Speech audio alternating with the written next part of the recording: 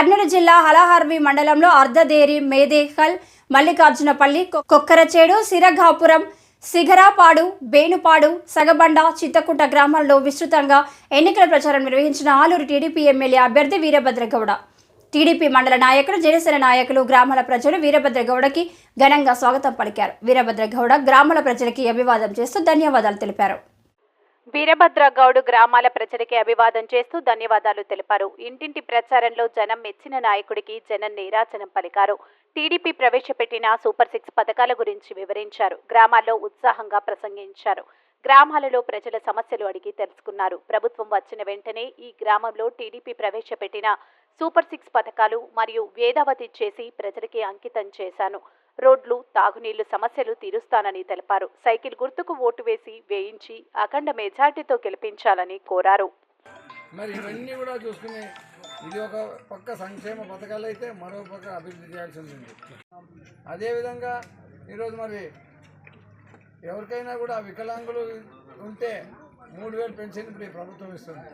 మేము దాదాపు 6,000 పెన్షన్ ఇవ్వబోతున్నాం. అది ప్రతిష్టకమైన ప్రభుత్వం ఉండాలి, ప్రజలపైన శ్రద్ధ ఉండే నాయకుడు ఉండాలి.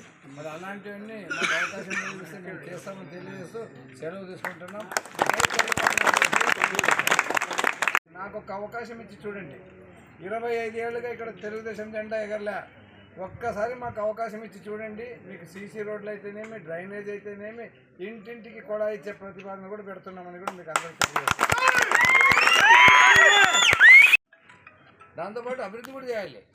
ఏదో బటన్ నొక్కామో కొంత పడింది అంటే కాదు డబ్బు. ఇప్పుడు మేము కూడా ఇస్తున్నాం. ప్రతి ఇంట్లో చదువుతున్న విద్యార్థినులకు ఇంట్లో ఎంతమంది చదువుతుంటే అంతమందికి కూడా 15,000 రూపాయలు ఒక్కరికి ఇస్తాం. 2 ఉంటే 30,000 ఇస్తాం, 3 ఉంటే 45,000 ఇస్తాం, 4 ఉంటే 60,000 ఇస్తాం, 5 మంది ఉంటే 50,000, 75,000 కూడా ఇస్తాం. లేదు ఇవన్నీ కూడా చూస్తుంటే ఎక్కడో 40 ఏళ్ళు పడినట్టు ఉంది గ్రామం. మనకు ఒక్కసారి అవకాశం ఇచ్చి చూడండి. ఒక సంవత్సరంలో సీసీ రోడ్లు, డ్రైనేజ్లు ఇంటింటికి కూడా ఇస్తానని మీ ఎదురుగా మాట ఇచ్చి చెప్తున్నా. 50 ఏళ్ళ లోపలుండే మహిళలకు కూడా 1,500 రూపాయలు ఖర్చులు కానీ ఇవ్వబోతున్నాం. అదేవిధంగా 50 ఏళ్ళ లోపలున్న మహిళలకు, పురుషులకు కానీ, బీసీ, ఎస్సీ, ఎస్టీలు కానీ 4,000 పెన్షన్ ఇవ్వబోతున్నాం. మరి చింతకుంట నుంచి రావాలి. చింతకుంటలో 50 ఏళ్ళ కింద కట్టిన సమ్మర్ స్టోరేజ్ ట్యాంక్, అంటే తాగునీళ్ళు స్టోరేజ్ చేసే ట్యాంక్ అది. అప్పట్లో జనాభా తక్కువ ఉండగా కట్టారు.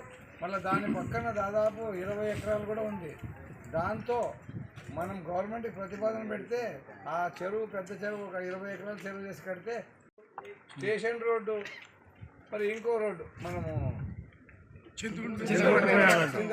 ఈ 3 రోడ్లు కూడా, ఎందుకంటే కనీస వసతులు తాగునీరు, సీసీ రోడ్లు, డ్రైనేజు, మరి అప్రోచ్ రోడ్లు, అంటే మెయిన్ రోడ్డుకి పోయేది అప్రోచ్ రోడ్ అంటే ఇవన్నీ లేకుంటే ఎవరైనా సోదరిమణులు గర్భవతి ఉన్నప్పుడు ఇమ్మీడియట్గా పిలుచుకుని పోవాలన్నా కూడా ఇక్కడ చాలా ఇబ్బంది. ప్రాంతంలో అరకొరగా మేము ఇన్ఛార్జ్ చేసినవి తప్ప మళ్ళా 10 ఏళ్ళ నుంచి ఏం పని చేయలే.